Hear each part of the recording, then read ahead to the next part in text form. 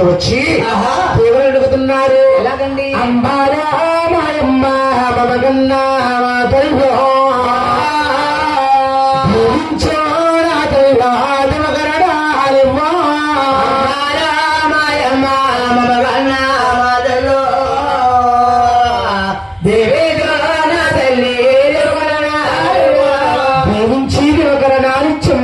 మాకు సెలవిచ్చి సాగనంబుదేనమ్మా. 77 రాజ్యాలు వేస్తామమ్మా.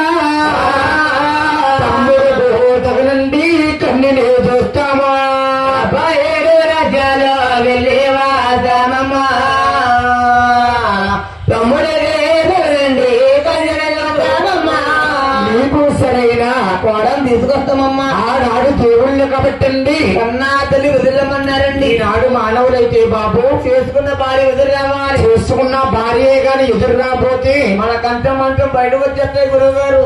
బాబు అందు కాబట్టి తల్లిని తినమన్నారు, అద్యా పిల్లాన్ని ప్రేమించమన్నారు. కన్నా తల్లి అంటే కొంట్లో నలక. చేసుకున్న భార్య అయితే పటికి బెల్ల మొక్క తీయకుంటాయి. పాలు చిందల్ని పాపాపురాలు పుత్తికట్టింద్రాలే పుణ్యపురాలు ఇలాంటి ఉండబట్టమ్మ మే నెలలో వస్తాయి చూడండి. తలపడదమ్మా. చూడమ్మా ఎన్ని రుణాలు ఇచ్చినా కన్నాదిల రుణం తీర్చలేమండి. అంటే 9 మాసాలు 9 మాసాల కన్నీ పెంచి బుద్ధి జ్ఞానం వచ్చే వరకు పెంచేది కన్నా తల్లి గారు. దేవుళ్ళ కన్నాదులను తిరమ్మన్నారు. అవునండి. తల్లి గారి బాబుకల్ని ఇదిగో నీరు తీసుకుని 6 పుట్లు 3 పుట్లు సాంబ్రాణి గొప్ప నైవేద్యాలు ఇచ్చి కుమారుడితో కన్నాతలు వెంటుందట.